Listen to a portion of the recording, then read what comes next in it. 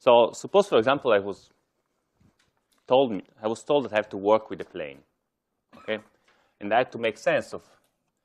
So secretly, I want to work on the circle, but for various reasons, I've been forced to work with a plane.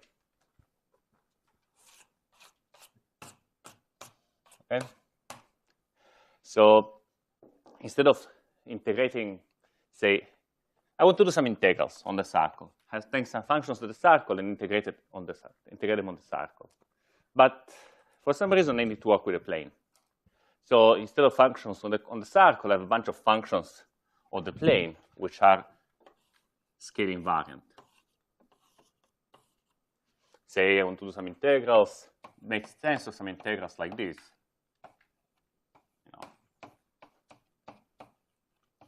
Okay? With a secret understanding that what I actually want to do is to do integrals like this.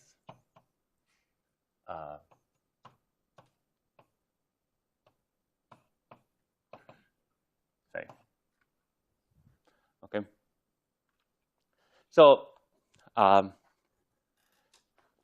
roughly, the idea is that I want to take this integral and remove the part that corresponds to scaling transformations, to the radial direction. Okay? And it's convenient to do it. So a very nice feature of this picture is that, right, these directions I want to get rid of are associated to a symmetry, to scaling. I would like to use that fact to do something useful. Now, first of all, I should probably work with an integral which is scale invariant if I want to do that. Now, this is fine, but here, let me just put something which will make everything scale invariant. So you see, if I'm allowed to use polar coordinates, I'm just going to write this as an integral of, r dr d phi f over r squared. So I guess something like r dr. And morally speaking, I want to get rid of the r dr, which gives me infinity. And it literally is the integral over this race. Now, sometimes though, so a simple way to do this is to just put a delta function of the radius. Okay, I can say, okay, I put delta of r equal to 1. Or perhaps r squared, so I can write it nicely. Okay, if I do that, I just get immediately what I want. This is going to force the integral to live on this circle. It's going to kill the radial direction, and done. But perhaps I'm not so lucky. Perhaps somebody is forcing me, for example, to do everything in a way that, for some reason, it might be that I don't have, I don't know that there is a nice choice of a circle. Okay, perhaps somebody is forcing me to gauge fix for some bizarre reason, like that. So it's saying, okay, I don't want you to use this delta function. Use the delta function for some other f of xy, such that f of xy equal to 0 is this yak. Okay, or perhaps I'm even less lucky. Perhaps this f of xy equal to 0 does like that. So sometimes it catches each ray once, sometimes it catches it 3 times. Okay. So how do I compute the integral I'm interested in if somebody is forcing me to use such a unfortunate choice of delta function of gauge fixing? Well, let's see. What happens if I take this delta function and I check what's the result of integrating over one of these rays? Okay. So I said I have a symmetry.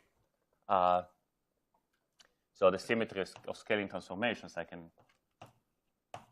write it like that. Okay. So notice that this r dr was really just the t. Okay. Was infinity, infinity. So I want to check, okay, if I'm using this hot delta function, what do I need to do to make sure that the integral of the rays gives me 1, so I can throw them away? Well, let's do it.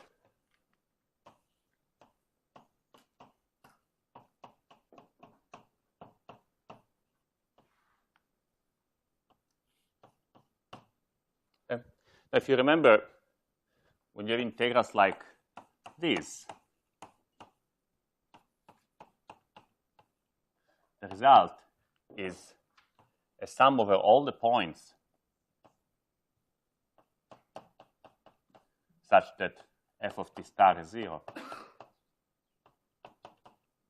Okay. And then you of 1 over the absolute value of f prime of t star. This is a general formula about integrating delta functions. Mm-hmm. So this only works if you have simple series of f, right? Sorry? This only works if f has simple series, right? Sure. So that's right. Case, but for example, if I have this kind of scale invariant gauge fixing. Right, here it's going to be a mess. Yeah, exactly. Sure, so that's true. What should we do in that case? Oh, wait for a moment. Also, let me put some f of t here. And here I get f of t star. Okay. Now, this means that if I do this integral,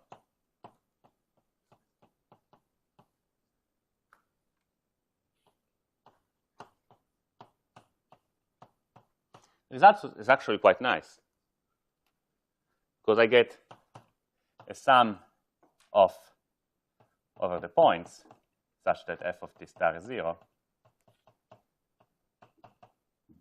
of f prime over absolute value of f prime, which is just the same as the sign of f prime. Okay? So let's see what that means here. Well, here I'm crossing, I only want one place where f of, so let me say f of t is f of e to the t x, e to the t y, okay, in that case. So with here the places where f of t is 0 are, here is just 1 point. Okay? So I get 1.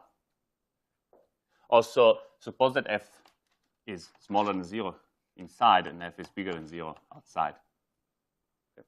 So this means f is increasing as I cross the boundary.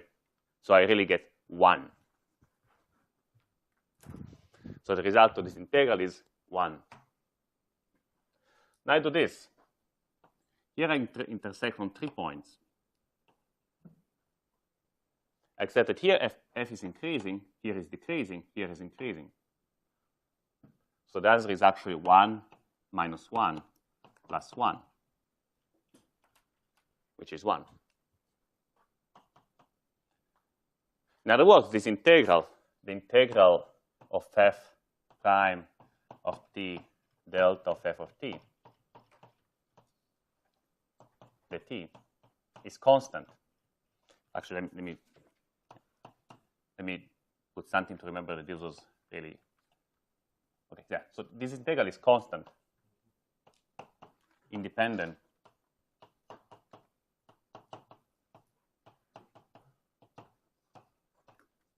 of x, of the choice of ray.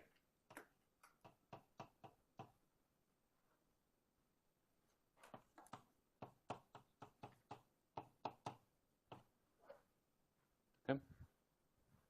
So it doesn't matter if my gauge fixing condition is good or not so good, or maybe even not transversal. And then when you do this integral, you just get 1. So this seems to be a good way to get the answer I want.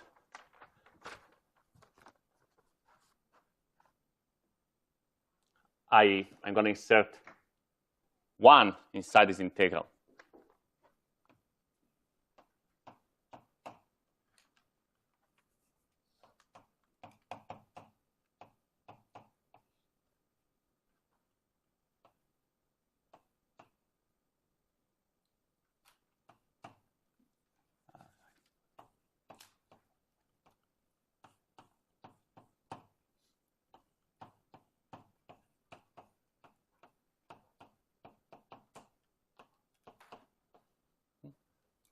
So no matter what my f is, as long as this contour of f equal to 0 surrounds the origin, once I get 1.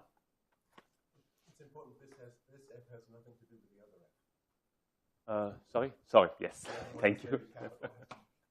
Thank you. Every function is f. Okay. So this integral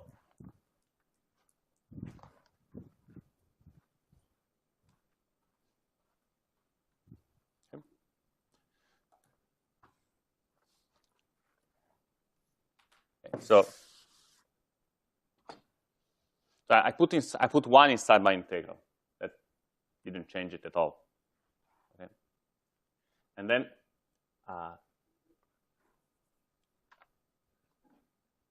you can just do a coordinate transformation. Replace x with some x e to the t, sorry, e to the minus t, and y with some y e to the minus t. This integral, everything inside, everything in this part of the integral was invariant under this scale transformation, so nothing changes.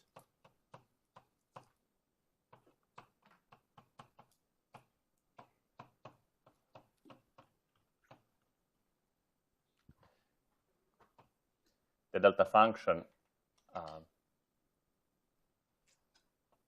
is still there. Now, for convenience, let me define df over dt, d of f of e to the tx, e to the ty. Let me just call it L of f.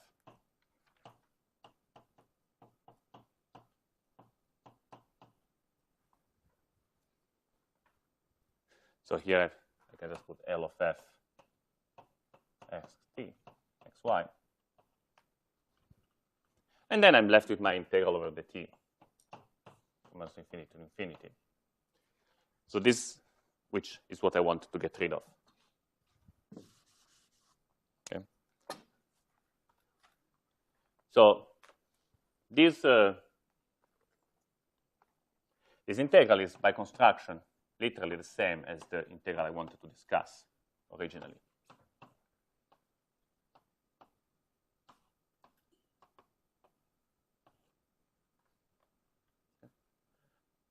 But it has the advantage that now I'm working on the plane, and I'm using whatever delta function somebody had forced me to use. Mm-hmm. What happened with the integral over t? So I wanted to get rid of it. So if I have the integral over t, I get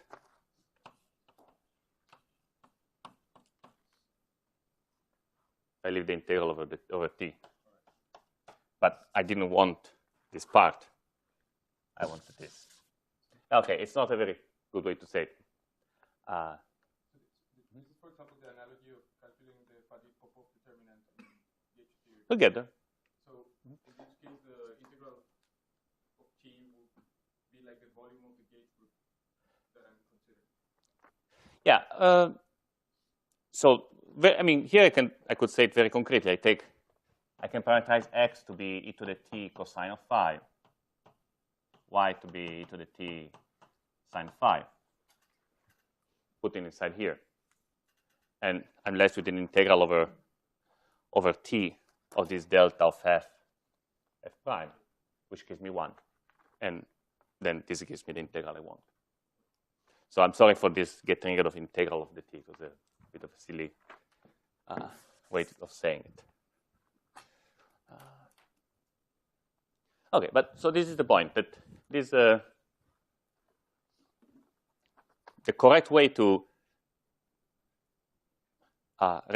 gauge fix this integral in such a way that gives me what I want is to put the delta function that I've picked and then add this correction.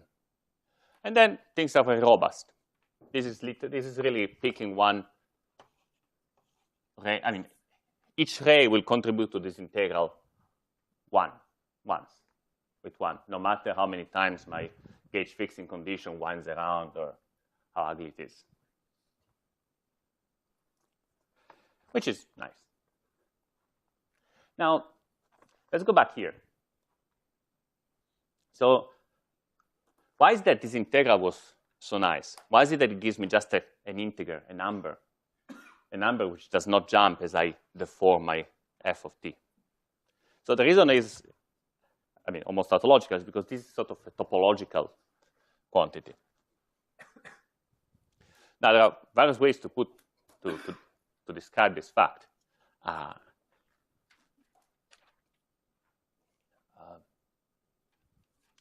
Geometrically, there is something called, I don't know, if you have seen differential forms, you might have seen something called the Poincare dual of a cycle, of a manifold. So typically, if you have some space, okay, and sub manifold, analog to that gauge fixing condition, you can define a form that is dual to this manifold in the sense. So it's a form that is typically either a delta function along the manifold, or maybe it's a bit smeared around. Doesn't matter.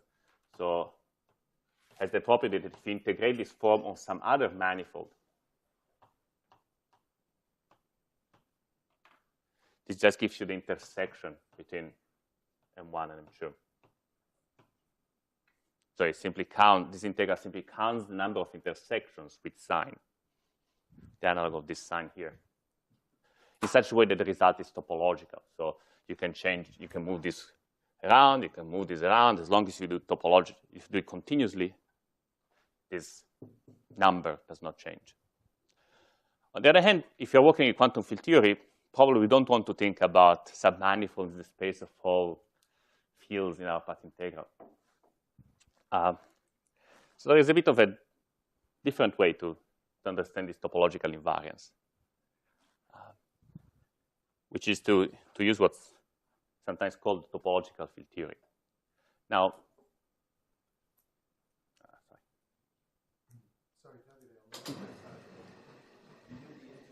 sorry, I cannot hear. You mean the intersection number of M1 and M2? Yes. Not the set. Sorry. How do you denote the intersection number? I forget.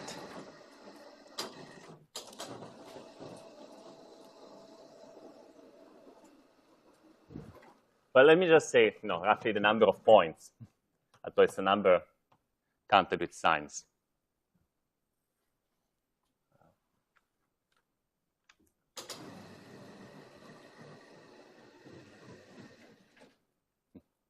Okay, so let's try to rewrite this integral in a way that looks a bit more physical, okay, closer to something that we compute in physics or in quantum field theory. First of all, the delta function is ugly. So I'm just going to rewrite it as a in Fourier transform. I add an auxiliary variable b, and I write the delta function like that. Okay, that's easy. Now, to write this derivative, I'm going to do something that perhaps does not look very natural. So I'm going to add Grassmann-Odd variables. Now, at this point, you need to tell me if you've seen Grassmann-Odd variables in path integrals. I think so. OK, good. So I'm going to add other variables b and c.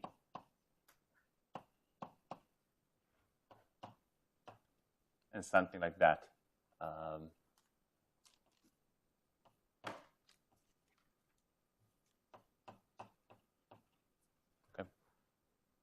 So when I do the integral of B and C, it just pulls down F prime.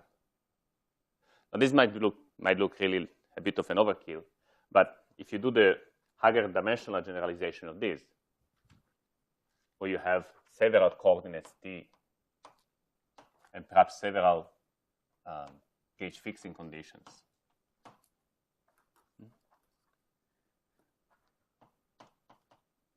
then the formula becomes something like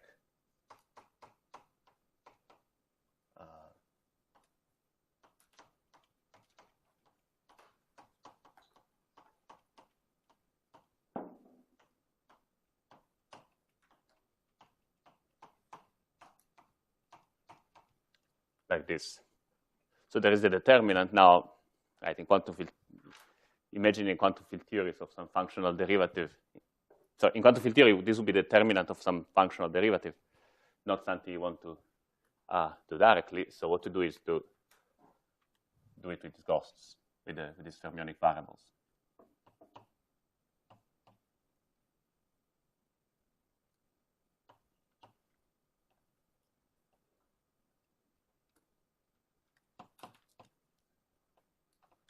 I'm sorry, the square root of -1 and I will look the same.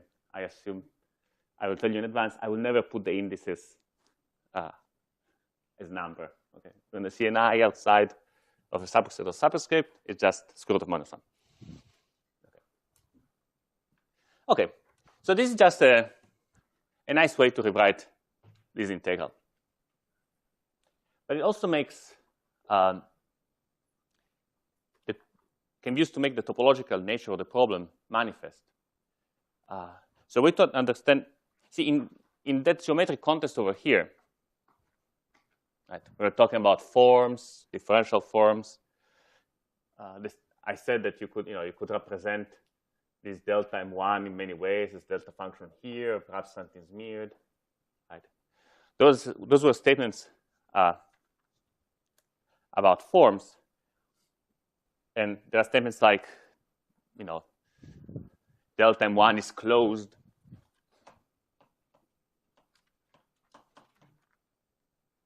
And that's why it doesn't matter how you deform M2, you get the same answer.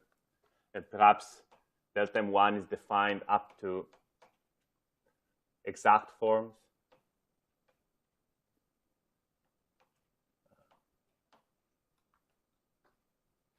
And shifting by exact forms, this does not change. Okay, so you've not seen that differential forms, this words will mean nothing. If you've seen differential forms, you see that there is a lot of mileage to be gained just by having an operation which squares to 0 to 1, which squares to 0. And with the properties that if you study things that are killed by this day, they are robust, and the results do not change if you change them by day of something. So let's try to mimic that in quantum field theory. So I'm going to define an operation Q with the property that Q squared is equal to 0.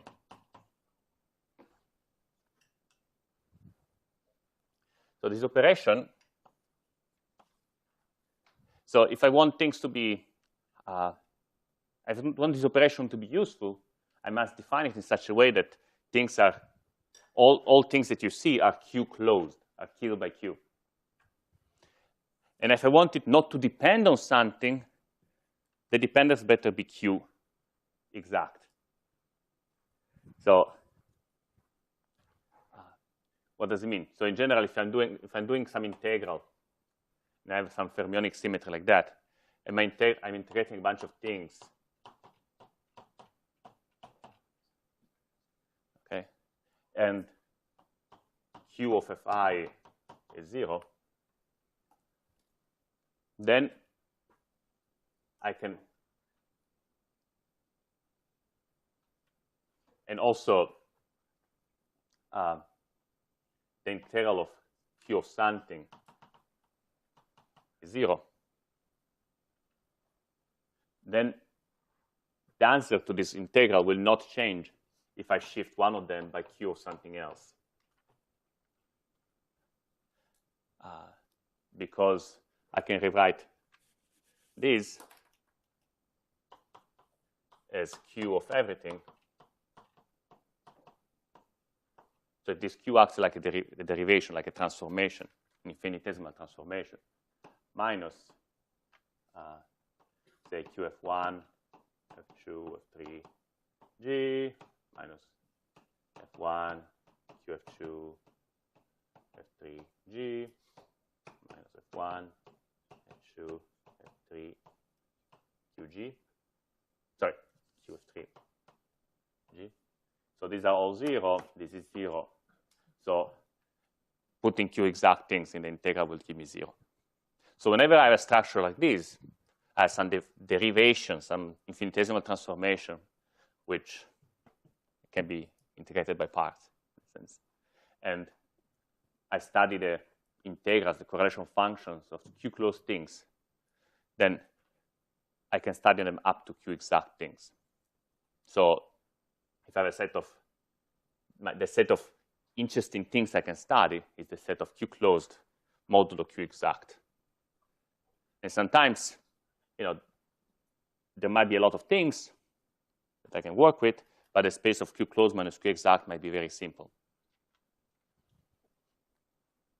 So although I'm studying something that looks complicated, the answers are going to be simple. So that was the case here with differential forms. The differential forms themselves can be very complicated. There are infinitely many differential forms. But if I work with closed modulo exact, I get just numbers of intersections, topological quantities. Here, how do I make sure that this is?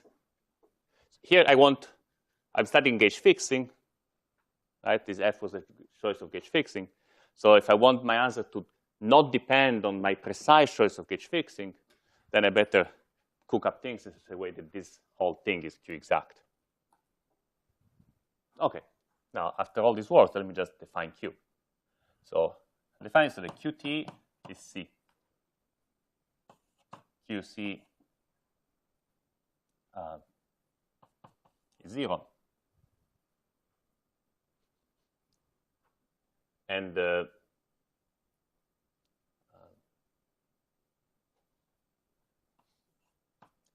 QB is capital B. And QB is 0. So see, I've sort of paired up the fields and defined the action of Q so that I act on one of them, I get the other, and then I act on the other one, I get 0. So I sort of make sure that Q squared is 0. Here I'm sort of assuming that the symmetry I'm playing with is abelian. See, I had just this integral was just an integral or something that looks like, R to the n or a circle to the n. Why did you choose it this way rather than the other way? You could have chosen.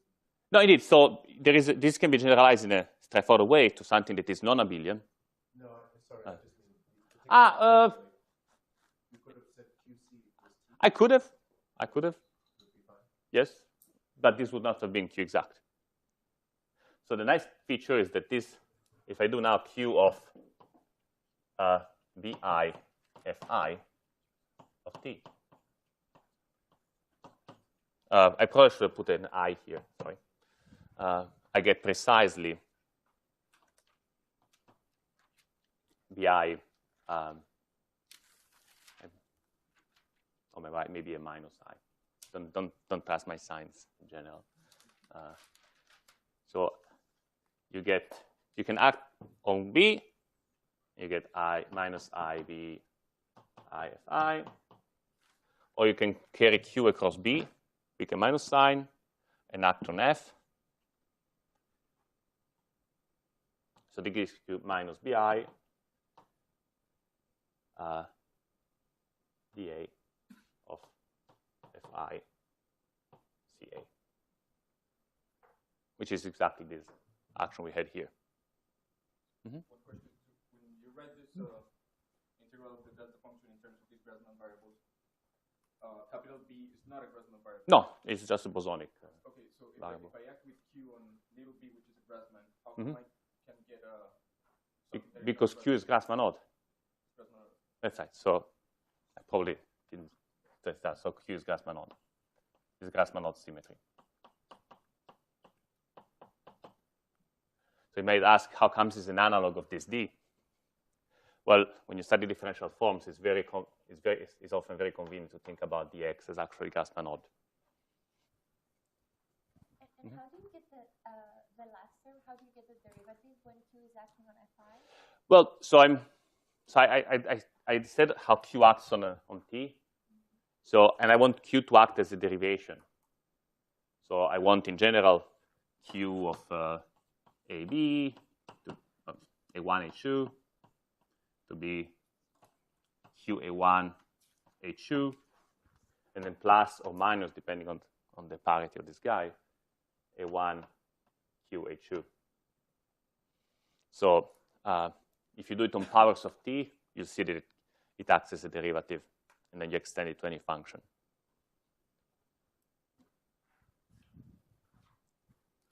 Okay. So as I mentioned, I was treating this T as sort of an abelian symmetry transformation, something completely flat, so that the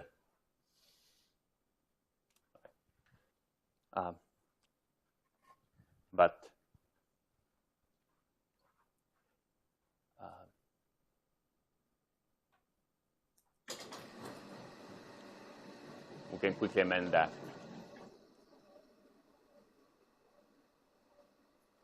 But for now, just observe that just because the action is written as Q of something, it means automatically that if you change your F, that changes the thing up there by something Q exact. And so the change has no effect. That's why we get the same answer no matter which F we pick, as long as F changes in a continuous way. And when the F of T is defined like this, it means I get the same answer no matter which ray I pick. Now, if you want to have some sort of a non-abelian version of all the story, my group of symmetries should be, well, a group. So instead of this integral over the TIs, instead of the TIs, I'll have some group element, G. I have some measure on the group.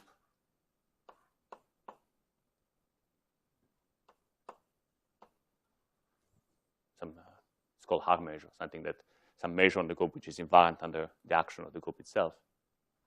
And then I need to, to find a decent action.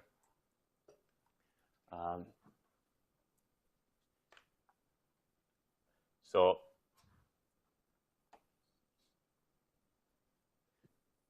I mean, how do I say this properly? So suppose that these GA are the coordinates on this group. Okay. Now, first I need to write something like this. Okay. Now, if this G is a coordinate on some manifold, right, then this C is gonna essentially be a vector, living in some sort of Grassmann-Odd version of the tangent to that manifold. Now,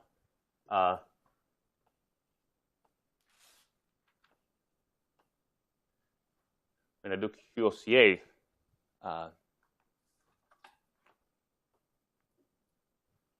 there is something a bit more interesting I can do than just set it to 0, which is to use this sort of the structure. So this is the same place. So this is in the same place as the Lie algebra of the group lives. So I can sort of use the structure constants of that algebra to write some. I don't know how to. If I use F again, well, which symbol could it be good? Could be good. Okay, let me just use some E. Okay. So suppose that your Lie algebra sorry.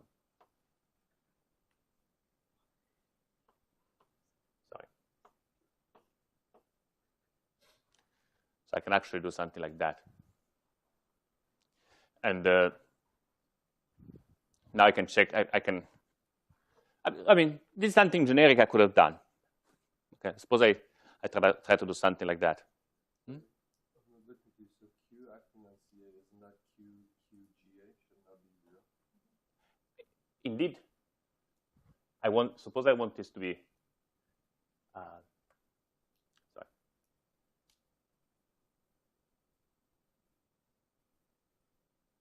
Well, right, so I want to write, sorry, I'm going tentatively, okay. So really, the coordinates are not really good things to act on. So that if I have a manifold, the coordinates should be just something auxiliary. So what I really should be talking about is some function on the group. Okay, some function of this group. Just a function, normal function. So here I should write something like, well, morally speaking, I would like to write something like that. But a correct way to put it is that because I want the C to live in the algebra of this group, I'm going to put here so the derivative of this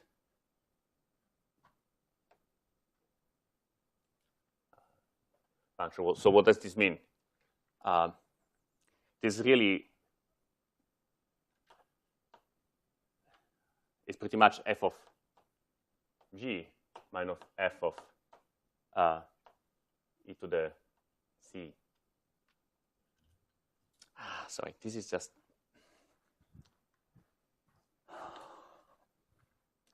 Problem is, I don't know how much have you seen of Lie groups, or which language have you? Yes. So, sorry, I need to find the right angle for this. Sorry.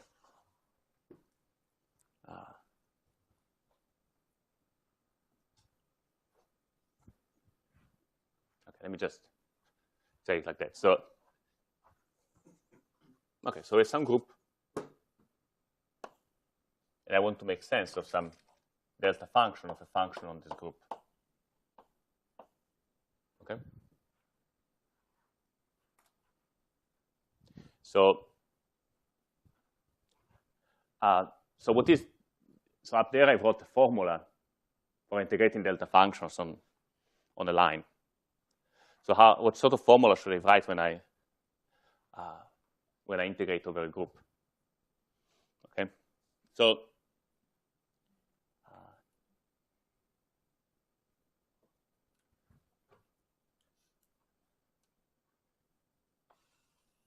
like my group, and at some point I want to do derivatives along the group. Okay.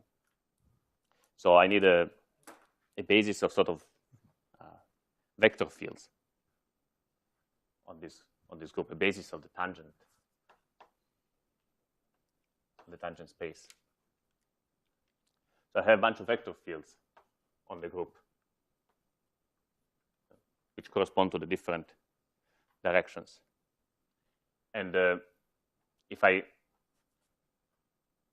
so these vector fields represent the action, can be thought of representing the action of the group over itself.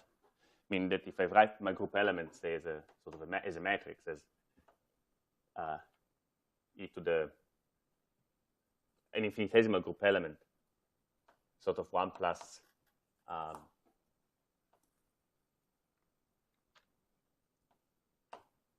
EA dA, well, these are the generators of your group. Then I want the action of this group element over a point, okay, to give me that point shifted by some vector field. Okay. Or the action over some function of the group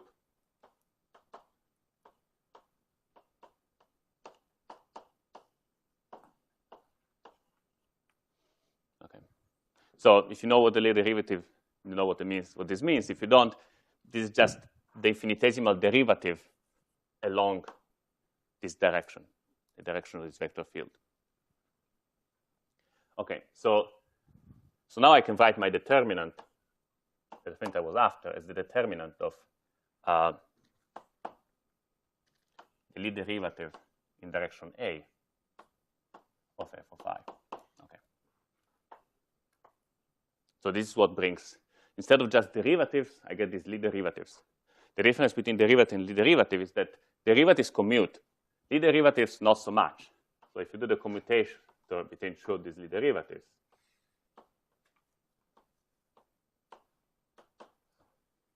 you get something like this. Maybe I should not use A, B, and C. Just use U, V, and W.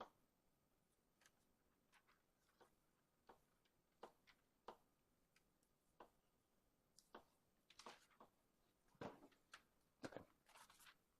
So these are the structural constants of your Lie algebra. They tell you how true symmetry transformations fail to commute.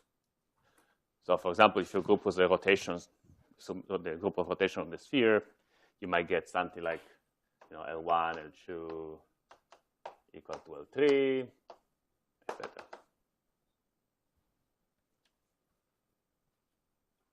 Okay, so if I try to repeat the same tricks for this, right, my action will look like e to the I, bi, fi, and then there will be something like bi, lead derivative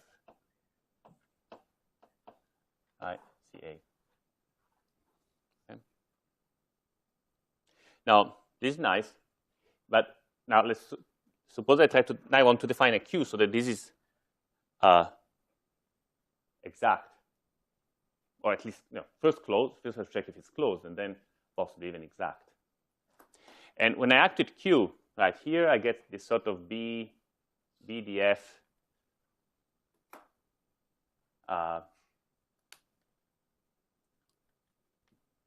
So when I act on this with Q, I get something like IBI,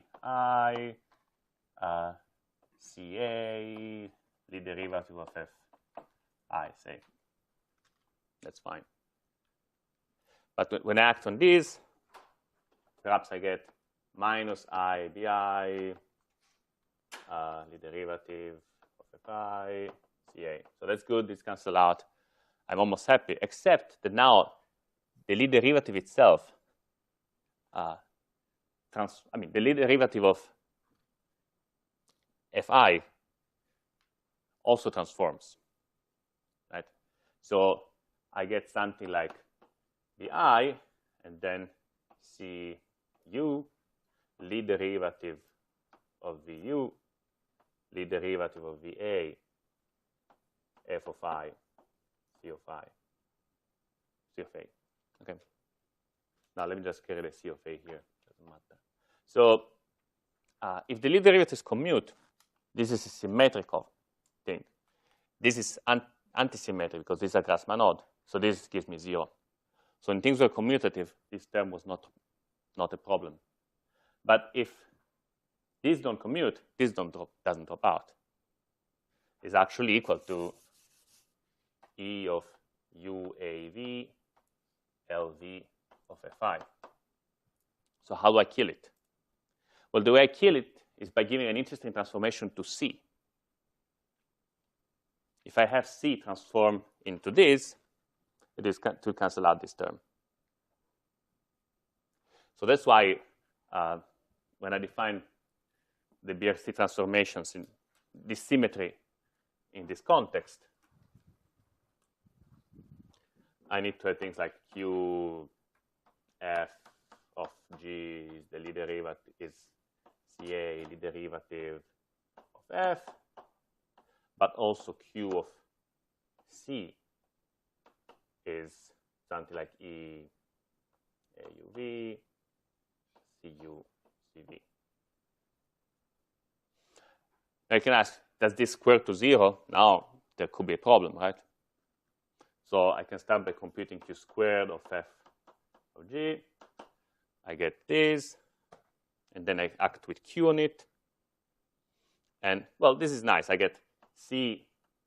If I act on C, I get E, A, U, V, C, U, C, V, and then the Lie derivative respect of A. If I act on this, I get C, A, C, V, Lie, A, V of F. We just call this U. Doesn't make a difference. So as long as this is true, these two terms can cancel out. And if you look at U square of C, you need to act with Q on this. You get something like E, A, U, V, E, U, W, S, C, V, C, W, C, S. Now, this is totally antisymmetric in VWS. And this combination, if you antisymmetrize it, is actually the Jacobi identity for your algebra, which is something that expresses the compatibility between double commutators. So as long as your group was actually a Lie group, based on Lie algebra, this is a nice symmetry. And then I can just complete it in the usual way, QB equal to capital B, and Q capital B equal to 0. Okay. So this is not, it's not so trivial anymore. Okay.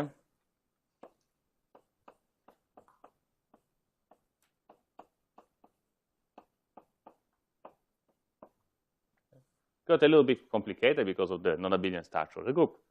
But this integral is still going to be just, essentially 1 or a number, or independent of the formations of F, because it's still true that this is actually Q of Vi, Fi.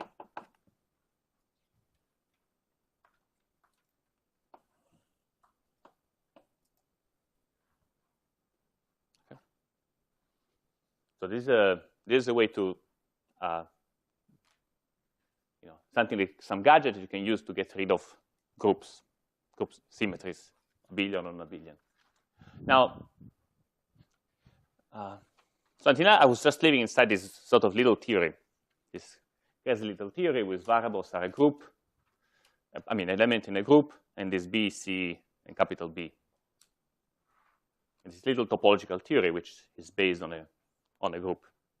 Now, what happens if I take this guy and insert it into an integral and try to play the same tricks as I played here? So now I have some integral with some manifold, something.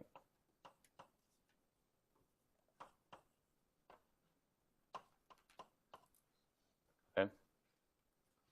Or some. So this manifold will have some group action.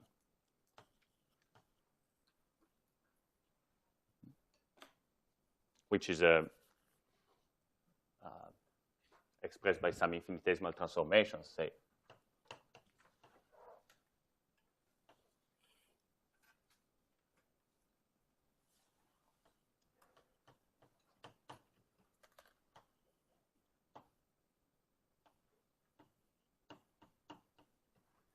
So the symmetry is expressed by some sort of a vector fields over your manifold.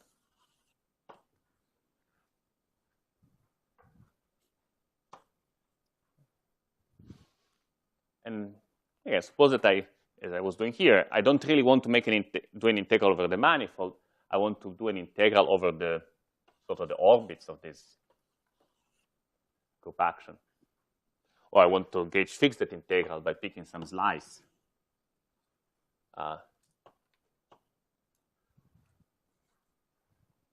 Analogous to that picture over there. So, right, so the correct way to do it is to put some delta of f of x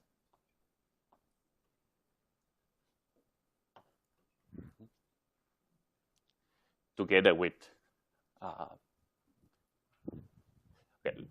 let me just do it the usual and wavy way. I can, so let me write as xg, the result of acting with g on x. Okay, this is like this e to the t, x e to the t, y e to the t. So let me take my f of g over there to be actually f of xg. Same way as here, I used f of e to the tx, e to the ty. So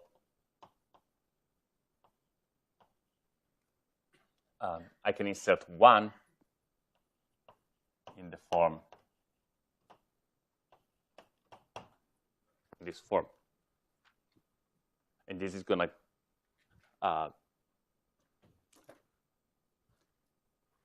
and as before, I can now just do a redefinition x g to x, like done over there. And I write this integral as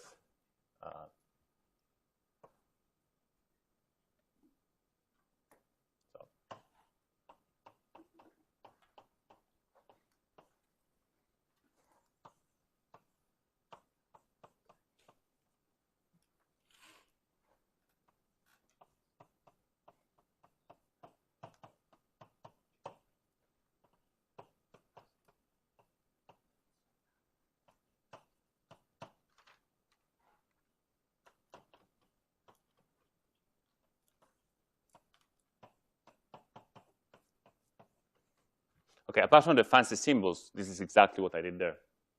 And then you get rid of the integral of the group because the group does not enter anywhere here.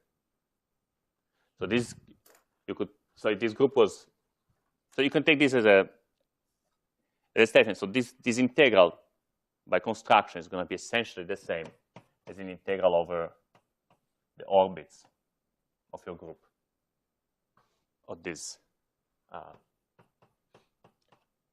function we had before. So now we can again rewrite these delta functions, this determinant in terms of these auxiliary variables, capital B and little b and little c.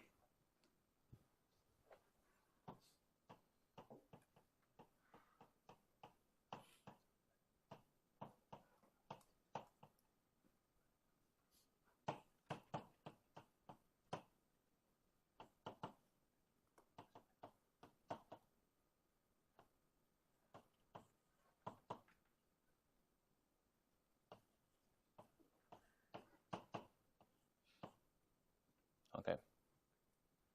Now, the point is, so this nice symmetry that I had here, this symmetry. So it was a symmetry of this piece. And here I could have extended it to the whole integral just by saying that qx is 0. So this integral had the same symmetry that this had. Nothing has changed. After I change the variables like that, though, qx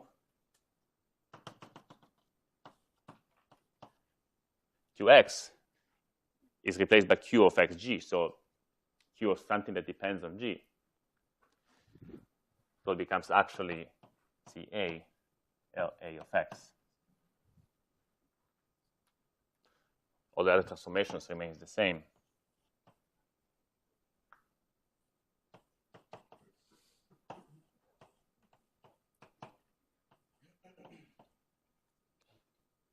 So now I get a nice symmetry of this integral.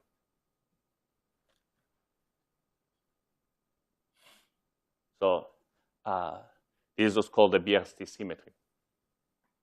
So my gauge fixed integral has a nice symmetry, a nice odd symmetry. And as long as everything I do is Q closed, the result will not change if I change my gauge fixing, my choice of gauge fixing. It's very robust. And this works even if my choice of gauge fixing was pretty crappy. I mean, you clearly see people very worried about gauge fixing. Is the gauge fixing very good? Is it catching the reorbit ones? I'm not quite sure how much of the literature actually makes sense Because when you do things in BRST quantization, I think that this topological symmetry essentially guarantees that everything works. So unless there is some very subtle problem based on infinite, because there is infinite dimensional spaces, I'm sort of, I just don't, I still haven't been able to understand what are they really talking about. So it's word of caution. Don't believe everything you read. So in your original integral, what if the orbit, the contour you chose missed the origin or something? You might get then you get 0. So Okay. it's not what you wanted. Well, see, as long as at least on one ray it catches once, that's fine. So as long as your gauge condition was fine somewhere in your space, it's automatically fine everywhere. And usually people are worried about what happens if you go to some funny places, big field configurations. But it's not clear to me that this is obviously a problem.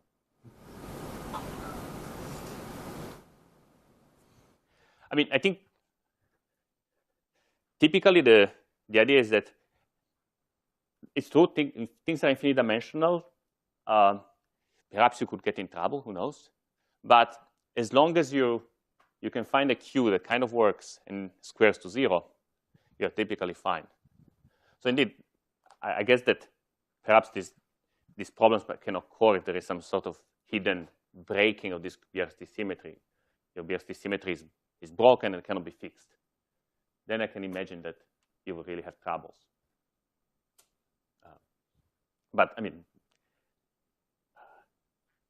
so these problems can occur, but the fact that they may occur, if they occur, they're going to be very, very subtle. They're not just going to be the result of saying, okay, the gauge choice you made doesn't look, doesn't look like it's cut in the orbits in the one place everywhere. BRST symmetry is very robust. BRST quantization is very robust. Might still break down. But be careful. So anyway, time is almost off. So the point is, right, so this is the, okay, this is the result of the BRST quantization.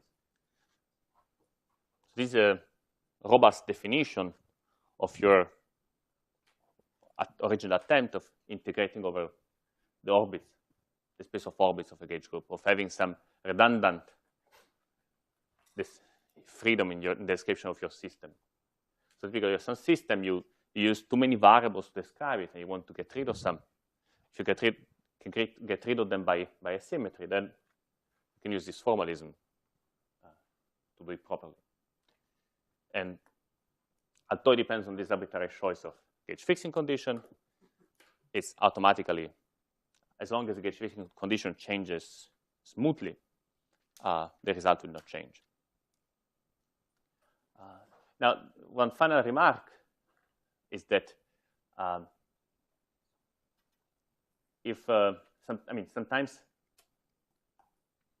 often people would then want to get rid of this capital B. The BRST symmetry is often presented just in terms of X, B, and C without the capital B, which is fine.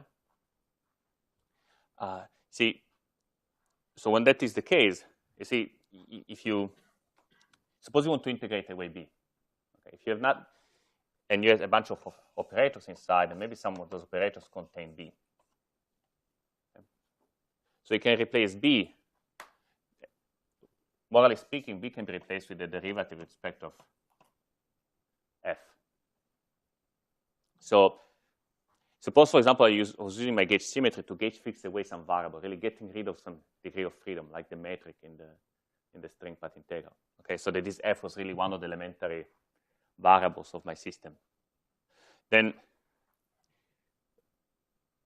having a derivative with respect of F acting on everything else, it's pretty much like putting the equations of motion for F. So when you do quantization of gauge fixing by hand, you use your gauge fixing condition to get rid of some variables, but then you need to remember that those variables were there, the equations of motions for those variables were there. In the context of BRST quantization, the way this happens is that, roughly speaking, after you integrate away capital B, Q of B is the equations of motions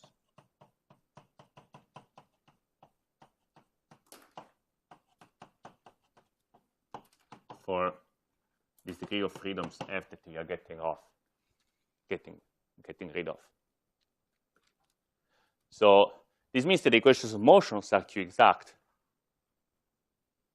which is essentially the same as saying they are 0 in the context of this Q cohomology story. So the way BRST quantization makes sure that the equations of motions of F hold is by making them Q exact. So for example, I know in electromagnetic, okay, we'll see examples of these, more concrete examples.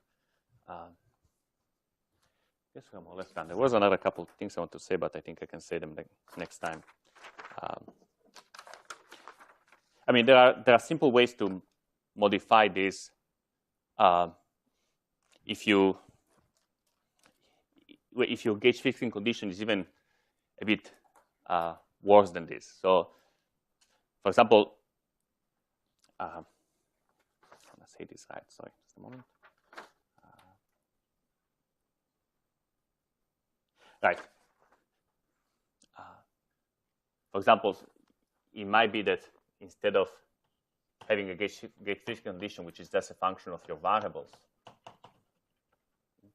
might be that this sort of condition is inconvenient to use. You might want to add some extra auxiliary variables.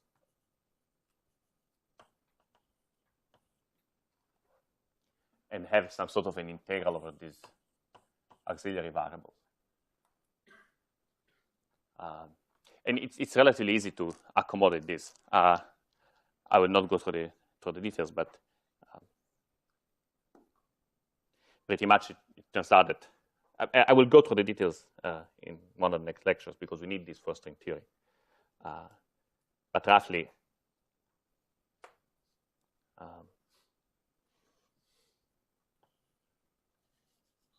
it turns out that this gives an insertion of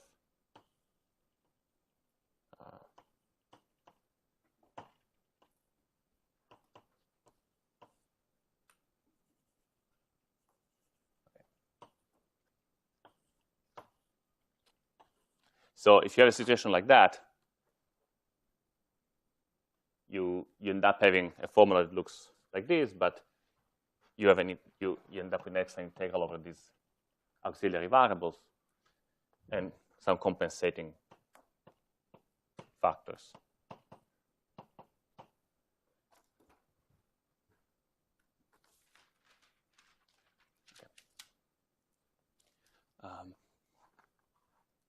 So this will be useful. But anyway, I'll derive this later.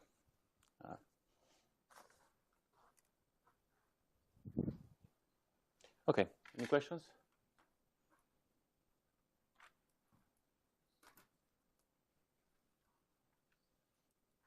I mean, this will be useful in string theory because remember I told you locally, so you want to get rid of the metric. And locally, you can make your metric to be flat, but you cannot do it everywhere at the same time. So you're left with a little bit of freedom on how you glue these flat patches together over to form your surface. So in a sense, you're left. So you're left with a bit of freedom on how to gauge these patches together. Something that's called a complex structure. So you cannot write a gauge fixing condition that says metric equal to flat. You can write a gauge fixing condition that says the metric equals to the metric in some complex structure for any choice of complex structure, for some choice of complex structure. So it's like here, instead of setting f of x to 0, you say f of x and s equal to 0 for some s. If you want that gauge fixing condition, so you're trading around some degrees of freedom. You put a condition that is a bit too strong, but you add some extra degrees of freedom. And then the way the BRST quantization produces for you a nice answer as an integral over these extra degrees of freedom by having this sort of insertions in the path integral. Okay. So we will need these insertions to describe the path integral of string theory. Okay.